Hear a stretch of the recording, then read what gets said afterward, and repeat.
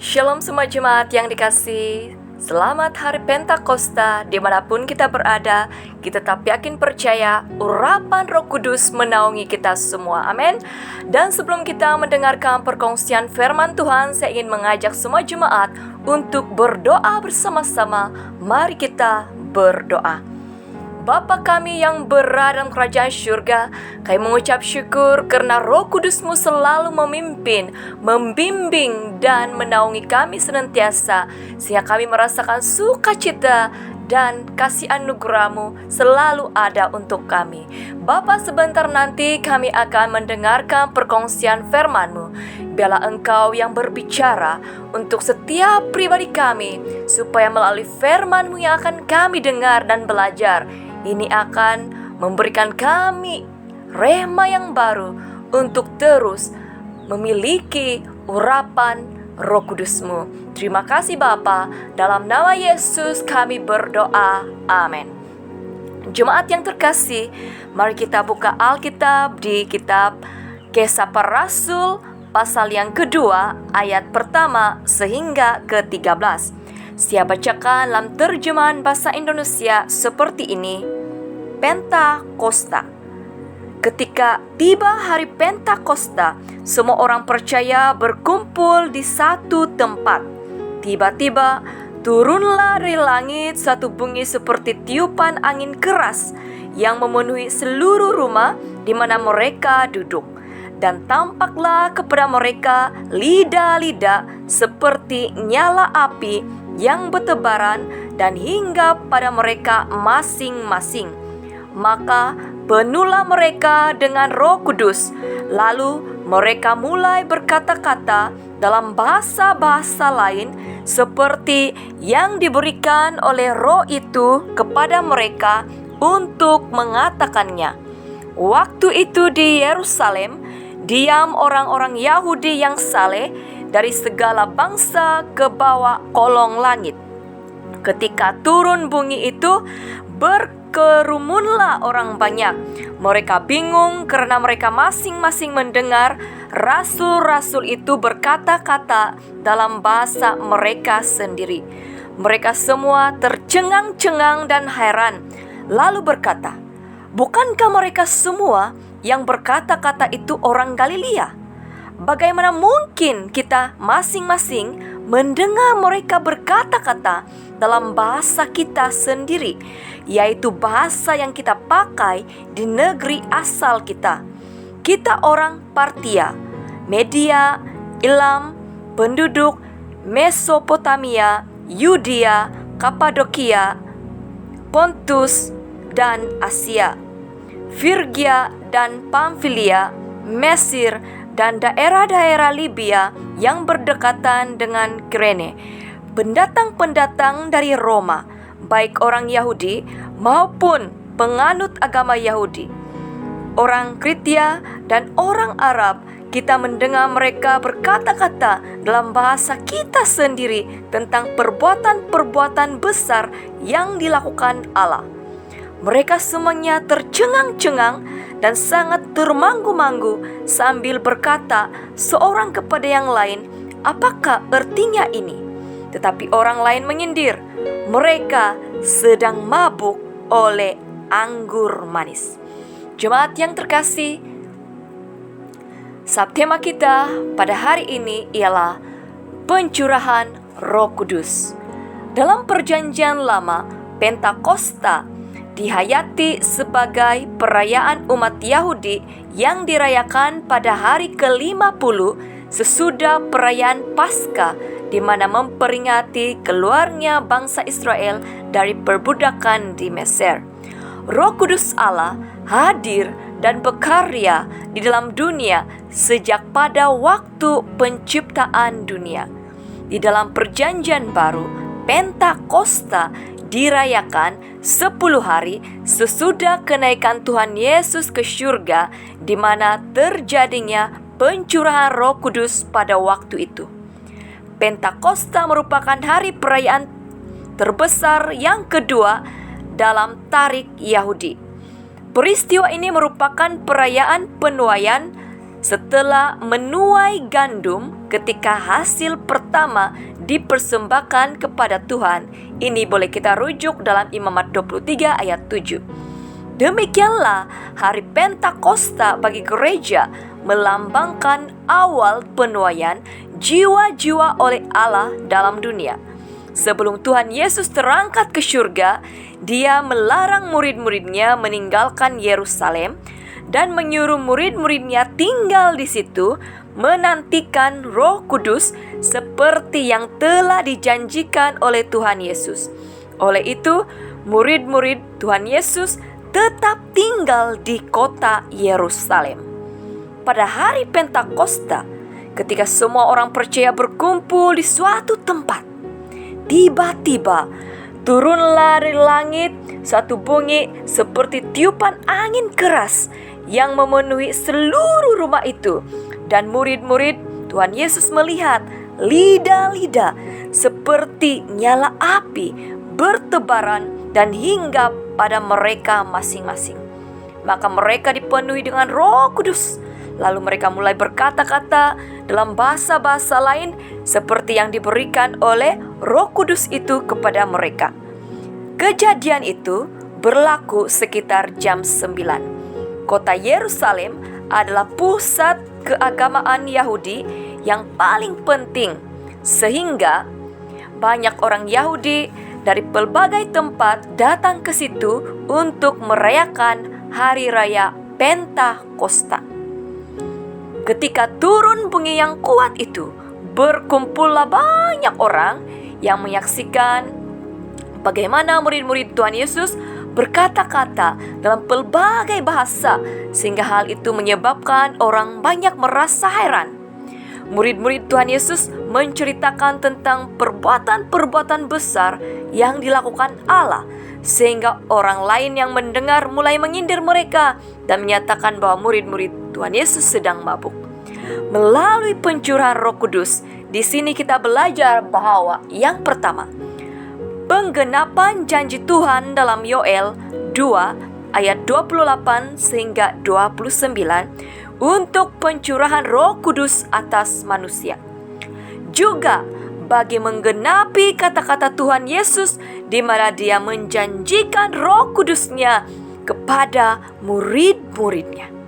Yang kedua, pencurahan Roh Kudus seperti lidah-lidah api yang hinggap di atas murid-murid Tuhan Yesus memberi kemampuan untuk mereka berbahasa bermacam-macam. Ini menunjukkan adanya perubahan mendadak.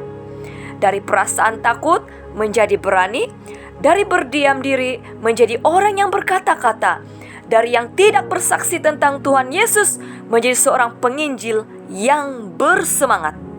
Hal ini terjadi karena urapan kuasa Tuhan telah menaungi murid-murid Tuhan Yesus. Melalui pencurahan Roh Kudus, ini telah memimpin dan menguatkan para murid-murid Tuhan Yesus untuk menyebarkan Injil ke negeri dan bangsa-bangsa yang lain. Pencurahan Roh Kudus menjadi kekuatan untuk murid-murid Tuhan Yesus bersaksi, sehingga melalui pelayanan umat yang percaya dari generasi ke generasi, Injil tersebar ke seluruh dunia, sehingga kita juga menikmati pemberitaan Injil itu atas pimpinan Roh Kudus. Amin. Melalui pencurahan Roh Kudus, ada orang yang tidak percaya, bahkan kata-kata negatif dilontarkan ketika murid-murid Tuhan Yesus berkata-kata dalam bahasa-bahasa yang baru, di mana ada orang menyindir bahwa murid-murid Tuhan Yesus sedang mabuk dan sebagainya. Di sini kita belajar, tetap ada orang-orang yang sukar untuk berubah, susah untuk percaya, dan tidak ingin melihat perubahan. Akhirnya, orang-orang seperti ini ketinggalan di dalam mengalami jamahan urapan Roh Kudus. Orang yang percaya kepada Tuhan Yesus akan dipenuhi oleh Roh Kudus. Tetapi orang yang tidak percaya kepada Tuhan Yesus akan dipenuhi dengan Roh Kudis, yang berarti kuasa kegelapan telah bekerja dalam hati, pikiran, kata-kata, dan perbuatan mereka, dipenuhi dengan kudis-kudis yang bernanah, berbahaya, dan merosakkan diri mereka sendiri, karena mengeraskan hati untuk dipimpin oleh Roh Allah. Apakah kita mau dipimpin oleh Roh Kudus atau kita mau dipimpin oleh Roh Kudus? Nah, itulah pilihan kita. Nah, jemaat yang terkasih, mengapa sangat penting untuk kita dipenuhi oleh Roh Kudus? Pertama, hidup kita akan diubahkan sehingga kita mengalami damai sejahtera, sukacita, dan keberanian untuk melakukan kebaikan dan bersaksi tentang Kristus. Kita akan siap berkorban dan mati bagi iman kita kepada Kristus. Berbeza dengan orang yang dipenuhi dengan Roh Kudus, di mana mereka akan menyangkal Kristus, menjadi orang yang penakut, menjadi orang yang mengundurkan diri, dan menyangkal iman mereka. Yang kedua, orang yang mengalami jamahan Roh Kudus akan memberikan kita kemampuan untuk memahami kehendak Tuhan dalam diri dan kehidupan kita. Berbeza dengan orang yang dipenuhi dengan Roh Kudus, dia tidak akan pernah memahami kehendak Tuhan dalam hidupnya, seringkali berkeluh kesah, seringkali menyalahkan Tuhan, tidak bersemangat dalam hidup, dan sebagainya. Itulah perbezaan dia. Yang ketiga, orang yang dipimpin oleh Roh Kudus akan hidup di dalam memiliki 9 buah roh, yaitu kasih, sukacita, damai sejahtera, kesabaran, kemurahan, kebaikan, kesetiaan, kelemah lembutan, dan penguasaan diri. Tetapi orang yang dipimpin oleh Roh Kudus yang daripada roh kegelapan akan hidup di dalam dendam, perpecahan, pergaduhan, menjauhkan diri daripada pertemuan orang-orang percaya, membenci, menghina, tidak menghormati pemimpin gereja, tidak menghormati sesamanya, mencari kesilapan orang lain, sengaja menjatuhkan orang lain, sengaja memfitnah orang lain, dan sebagainya, karena hatinya dipenuhi dengan Roh Kudus yang bernanah dan negatif. Akhirnya dia akan hidup dalam kesakitan. Jemaat yang dikasihi, jika kita merasa hidup kita belum dipimpin oleh Roh Kudus, tetapi kita merasa hidup kita dipimpin oleh roh kegelapan ataupun Roh Kudus, maka pada hari ini mintalah daripada Tuhan Yesus supaya kita menerima urapan Roh Kudus yang akan menuntun kita, yang akan membimbing kita, yang akan mengajar kita dan menghiburkan kita untuk lebih hidup intim dengan Tuhan. Orang yang memiliki urapan Roh Kudus adalah orang-orang yang beriman, amin. Orang yang memiliki urapan Roh Kudus adalah orang yang mengasihi Tuhan, amin. Orang yang memiliki urapan Roh Kudus akan hidup dalam keberanian untuk bersaksi dan menyatakan apa yang benar, amin. Orang yang memiliki urapan Roh Kudus akan hidup melakukan kehendak Tuhan, amin. Dan orang yang memiliki urapan Roh Kudus akan melakukan pekerjaan-pekerjaan yang luar biasa, karena Roh Allah sendiri yang akan bekerja dalam diri kita. Orang yang dipimpin oleh Roh Kudus akan hidup dalam kasih, sukacita, damai sejahtera, kesabaran, kemurahan hati, penguasaan diri, kebaikan, dan sebagainya.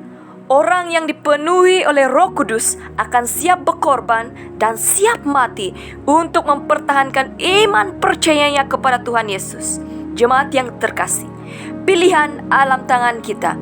Apakah kita mau dipimpin oleh Roh Tuhan Yesus melalui urapan Roh Kudus, atau kita mau dipimpin oleh kuasa kegelapan melalui urapan Roh Kudus yang akan menyakitkan kita, merosakkan diri kita, dan menghancurkan diri kita? Pilihan ada dalam tangan kita. Apakah kita mau dipimpin oleh Roh Kudus atau Roh Kudus?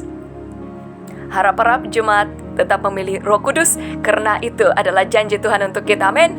Tuhan tidak pernah menjanjikan untuk memberikan kita Roh Kudus, karena Roh Kudus itu kita tahu itu menyakitkan kita, itu akan merosakkan kita, itu akan membusukkan diri kita, karena Tuhan tidak pernah merencanakan hal-hal yang jahat untuk kita, tapi rencana Tuhan tetap yang terbaik, rencana Tuhan tetap yang terindah, rencana Tuhan tetap yang termulia dalam setiap pribadi kita. Amin. Mari kita berdoa. Haleluya. Bapa kami yang berdalam kerajaan syurga, kami mengucap syukur ya Tuhan, karena melalui peristiwa pencurahan Roh Kudus-Mu ke atas murid-murid-Mu, itu menjadi satu kesaksian yang luar biasa, sehingga Injil tersebar ke seluruh dunia, ke segala bangsa-bangsa, sehingga saat ini Tuhan kami tetap merasakan urapan Roh Kudus-Mu mengalir dalam setiap pribadi kami. Berikan kami keberanian untuk bersaksi, berikan kami rehma yang daripada-Mu, supaya kami bergerak atas pimpinan Roh Kudus-Mu. Ketika kami lemah, biarlah Roh Kudus-Mu menghiburkan kami. Ketika kami jatuh, biarlah Roh Kudus-Mu yang mengangkat kami. Ketika kami merasa kecewa, biarlah Roh Kudus-Mu selalu menguatkan dan memimpin hidup kami, supaya kami tidak tinggal di dalam kelukaan, kami tidak terus tinggal di dalam kepompong gangguan yang negatif, tapi kami akan terus berpikiran positif bahwa Engkau Tuhan yang hidup. Engkau tidak pernah meninggalkan kami, karena Roh Allah lebih besar daripada roh yang ada dalam dunia ini. Ketika kami hidup di dalam dunia yang penuh dengan dosa, ketika kami hidup dalam dunia yang penuh dengan kegelapan, biarlah Roh Kudus Allah menerangi setiap pribadi kami. Kami mahu menerima urapan Roh Kudus-Mu untuk memberikan kami 9 buah roh yang akan menjadi kubu pertahanan, yang akan menjadi berkat untuk kami, sehingga kami akan menjadi berkat bagi kemuliaan nama-Mu. Kami mau singkirkan setiap roh-roh kegelapan yang menjamah hidup kami, yang mengganggu hidup kami. Tapi kami mengizinkan dan menerima berkat Roh Kudus-Mu dengan penuh ucapan syukur. Dalam nama Yesus kami berdoa. Amin. Salam kasih dari saya, Pastor Filianivo. Tuhan menyertai dan memberkati kita semua.